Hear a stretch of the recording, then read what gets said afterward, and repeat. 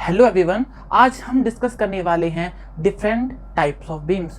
सो beams हैं उनको दो कैटेगरी में डिवाइड किया गया है। फर्स्ट कैटेगरी है आपकी statically determinate beam and second category है आपकी statically indeterminate beam.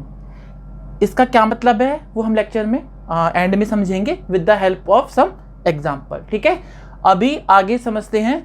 Statically determinate beam को फर्दर तीन कैटेगरीज में डिवाइड किया गया है, जो हैं आपकी simply supported beam, cantilever beam and overhanging beam. तो क्या होती है सिंपली सपोर्टेड बीम? तो सिंपली सपोर्टेड बीम में बेसिकली क्या होता है, बीम के दोनों एंड पे सपोर्ट्स होते हैं। डिफरेंट टाइप ऑफ सपोर्ट्स क्या होते हैं वो मैंने लास्ट लेक्चर में डिस्कस किया है। अगर आपने नहीं देखा है तो आप लास्ट लेक्चर में जाकर लेक्चर नंबर 6 में जाकर आप देख लीजिए। इसके तीन अरेंजमेंट पॉसिबल हैं। अगर दोनों एंड पर दो रोलर सपोर्ट भी हो सकते हैं, दोनों हिंज सपोर्ट भी हो सकते हैं, और एक रोलर और एक हिंज सपोर्ट भी हो सकता है। तो ये तीनों टाइप की बीम जो होती हैं जिनके दोनों एंड पे या तो दोनों रोलर सपोर्ट लगे हों या दोनों हिंज सपोर्ट हो, या फिर एक एंड पर एक रोलर हो और दूसरे एंड पे एक आपका हिंज सपोर्ट हो, तो ऐसे बीम को हम बोलते हैं सिंपली सपोर्टेड। तो जो कैंटिलीवर बीम है उसमें बेसिकली क्या होता है, बीम का जो एक एंड होता है उसको आप फिक्स सपोर्ट रखते हैं और दूसरा एंड आपका फ्री होता है। अब तीसरी जो कैटेगरी आती है स्टैटिकली डिटर्मिनेट बीम में, वो आपकी आती है overhanging beam. Overhanging beam basically क्या है, वो सिंपली सपोर्टेड बीम का मॉडिफिकेशन है। अगर सिंपली सपोर्टेड बीम के जो सपोर्ट्स हैं जो एंड पर लगे हैं, उन सपोर्ट्स को इनवर्ड आप अगर मूव कर दो तो वो आपकी बन जाती है ओवरहैंगिंग बीम। इट मीन्स इसमें जो आपकी बीम का कुछ पार्ट जो है वो सपोर्ट्स के बियॉन्ड हैंग कर रहा होता है, इसीलिए इसको बोल दिया है ओवरहैंगिंग बीम। सपोर्ट्स दो ही होते हैं इसमें सिंपली सपोर्टेड बीम की तरह, बट अंतर ये होता है कि सिंपली सपोर्टेड बीम में दोनों सपोर्ट जो है वो एंड पे लगे होते हैं बीम की, लेकिन ओवरहैंगिंग बीम में एक या फिर दोनों सपोर्ट एंड की जगह थोड़ा इनवर्ड होता है और बीम का कुछ पार्ट क्या है वो हैंगिंग कर रहा होता है फ्रीली। जो स्टैटिकली इनडिटर्मिनेट बीम है उसके भी तीन टाइप हैं। पहला है आपका कंटिन्यूअस बीम। तो कंटिन्यूअस बीम बेसिकली वो बीम होती है जिसमें दो से ज़्यादा सपोर्ट होते हैं, जैसे कि आप देख सकते हो उसमें तीन सपोर्ट आपके लगे हुए हैं। सेकेंड आपका टाइप है आपका फिक्स्ड बीम। तो फिक्स्ड बीम आपकी वो बीम होती है जिसके दोनों एंड पे तो सपोर्ट है और जो सपोर्ट है वो आपके फिक्स सपोर्ट है, इसलिए उसको हमने बोल दिया फिक्स्ड बीम। तीसरी टाइप का जो बीम है स्टैटिकली इनडिटर्मिनेट बीम, वो हमारे सिलेबस में नहीं है इसलिए मैंने उसका डायग्राम भी ड्रॉ नहीं किया है, तो वो है आपकी प्रॉप्ड कैंटिलीवर बीम। तो कैंटिलीवर बीम क्या होती है, एक एंड फिक्स दूसरा एंड फ्री।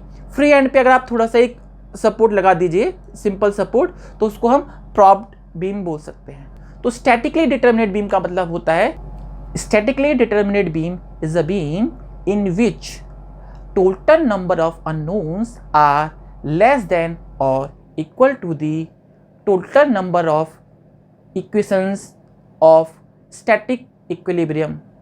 नाउ तो स्टैटिकली डिटर्मिनेट बीम क्या होती है, वो बीम जिसमें जो अननोन्स की जो नंबर है वो जो आपके पास अवेलेबल इक्वेशंस हैं स्टैटिक इक्विलिब्रियम की उससे कम हो, तो ऐसी बीम को हम बोलते हैं स्टैटिकली डिटर्मिनेट बीम। इन बीम की एनालिसिस करना इजी है। जैसे कि एग्जांपल के लिए इन तीनों बीम को हमने क्यों कैटेगरी में डाला स्टैटिकली डिटर्मिनेट बीम के, तो इसको समझते हैं वन बाय वन। जैसे कि अगर बात करें हम सिंपली सपोर्टेड बीम के इस अरेंजमेंट को, तो दोनों एंड पर क्या है आपके हिंज सपोर्ट है और सेंटर पे लगा है आपका एक लोड, वर्टिकल लोड।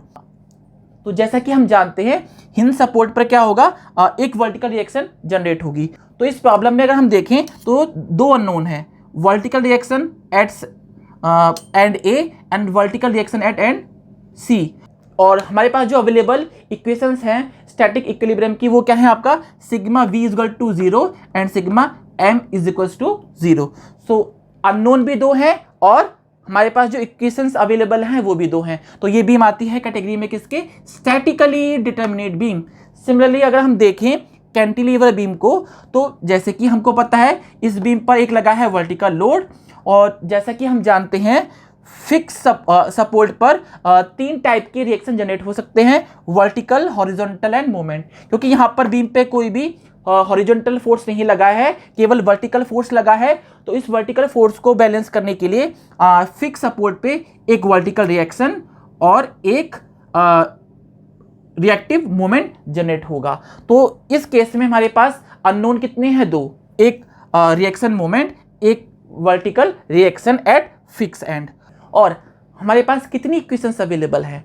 हमारे पास इक्वेशंस भी 2 अवेलेबल हैं, जो क्या है? Sigma v is equal to 0 and sigma n is equal to 0।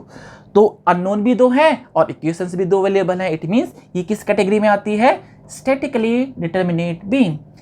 Similarly अगर हम देखें ओवरहैंगिंग बीम को, तो इसमें भी क्या होगा? इस बीम में एक वर्टिकल फोर्स लगा है, तो 2 रिएक्शन जनरेट होंगी हिंज सपोर्ट्स पर, जो आपकी RVA एंड RVB हैं। तो यहाँ पर भी अगर हम देखें तो अननोन 2 हैं, 2 रिएक्शंस, एंड आपका जो इक्वेशंस जो अवेलेबल हैं वो भी आपकी 2 हैं। तो ये भी आपकी किस कैटेगरी में आती है? Statically determinate beam. अब आते हैं स्टैटिकली इनडिटर्मिनेट बीम का क्या मतलब है?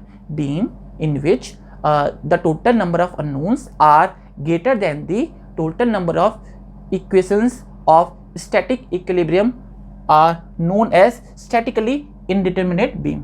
तो ऐसी बीम, जैसे कि अगर हम देखें कंटिन्यूअस बीम में 3 सपोर्ट हैं और 2 वर्टिकल लोड हैं, तो क्या होगा? तीनों सपोर्ट पर क्या होगा? आपको 3 वर्टिकल रिएक्शन जनरेट होंगी। तो 3 आपके अननोन हैं और आपके पास इक्वेशंस कितनी अवेलेबल हैं? केवल 2।